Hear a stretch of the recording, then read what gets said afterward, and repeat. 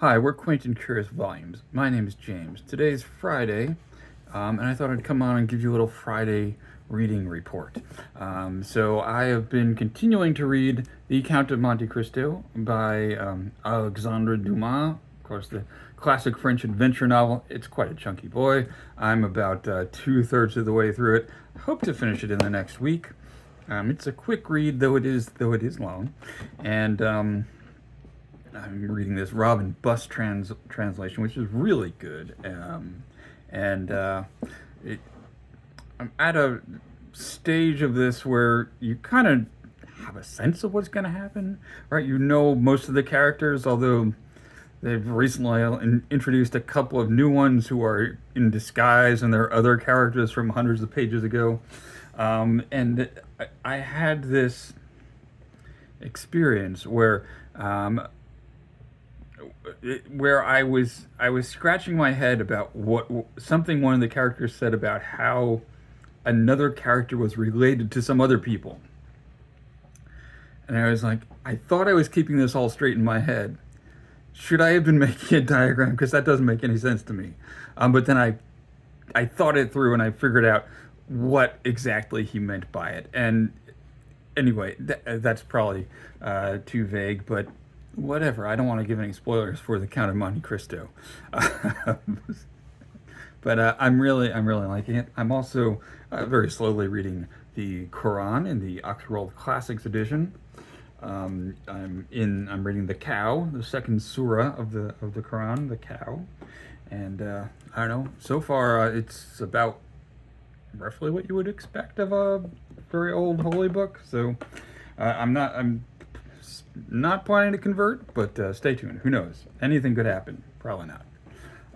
And then I have also recently received this book, The Tourist Guide to Lost Yiddish New York City. But quite a mouthful to say. I might be writing a review of this, so I won't say too much about it. But it is a nonfiction book by Henry Sapoznik, who's the author of a very good book about the history of klezmer music in the United States. And this is sort of about the culture that was the context for klezmer music in the United States, or at least in New York. So it's about Yiddish institutions and some of the echoes of them, the ones that are lost, the ones that, the echoes that you can still see of them in the present day. There are, of course, some institutions that still exist, like Katz's Delicatessen. Hebrew National is still a company. These were all created as part of this world, but he goes through it anyway. So that's what I'll say about that. If you're interested in Yiddish culture, you might be interested in that book. And then that's about what I have. I'm looking forward to the next month and probably joining the T.S. Eliot read-along that's going on, and I've had some thoughts in my mind about taking up the study of Spanish again. Well, more than thoughts in my mind. I've been working through it on Duolingo, and I studied Spanish in high school. I studied Spanish in college for, I think, a year, but got up through like the sophomore level of Spanish, and like most Americans, I can order at a taco truck and not do much more than that. But lately, it seemed like it's a good language to know. This is a good time to know some Spanish, if you know what I mean. And if you watch this channel, back in January, I was talking about studying some Latin. That kind of fell off. I got too busy with other things. Too many other things were just distracting.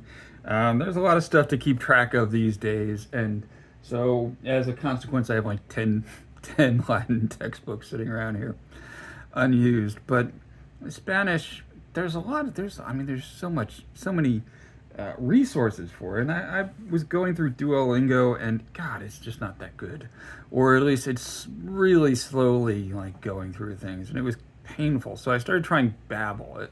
Look, if you have any experience with one of these apps, let me know about your experience with one of these apps. Babbel seems better. It's actually explaining things, and it's got other languages. If you still have to pay for it, right?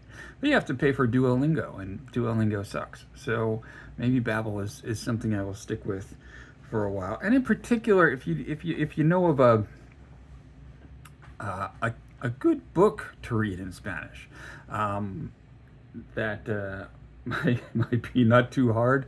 As I say, I had a bunch of years of it, and a lot of this stuff I've been reading is sort of review, but I don't have a big vocabulary, obviously, and that's a challenge. So something that's at least interesting and is not a children's book, but wouldn't be too hard.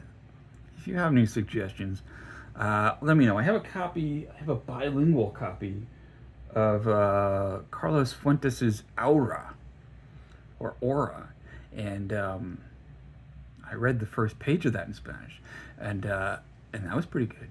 But it's an unusual book in that it's written in the second person present tense. So, well, for one thing, that makes it a little easier because it doesn't have the past tenses and things, but that seems unusual, right? I mean, most English books aren't in the second person present tense. But anyway, so let me know what you think of that. I was also thinking about something the other day, and this is something I think about frequently, and I want to know if it happens to you. I was putting something in the crisper drawer of my refrigerator, and I remember probably at least once a week, a sentence, a line of dialogue from an old Don DeLillo novel called Players. And Players, it's an early Don DeLillo novel. It's sort of a yuppie-ish couple in Manhattan, and they're having a conversation, and the man says to the woman something about how she has this habit of buying a lot of fruit at the store and letting it rot in the little drawer at the bottom of the refrigerator. And she says to him, "It's called a fucking crisper." And I don't know. As I say, probably at least once a week, I'll be putting something in the drawer, and I'll think, "It's called a fucking crisper." Do you have lines like that? I don't remember hardly anything else about that book, but I do remember this one line distinctly. There's a line in Jane Eyre, not one of the famous ones, but where she talks about when she's wandering around, sort of, well, basically homeless and begging, and she sees the farmer, and and she's asked him for some of this loaf of bread that he's eating, and she says he must have thought I was an eccentric lady who had taken a fancy to his brown loaf. And sometimes when I'm looking at bread, I'll say, "I've taken a fancy to that brown loaf." Okay, do you have any things like that? Let me know. I'm really interested in this. And but especially, it's called a fucking crisper. Sorry, I'm probably amusing myself a lot more than I'm amusing anyone watching right now. But that's what I have to say. Thanks for watching. I hope you're reading something good. Let me know. Let me know about the lines that recirculate in your head for no particular reason like that.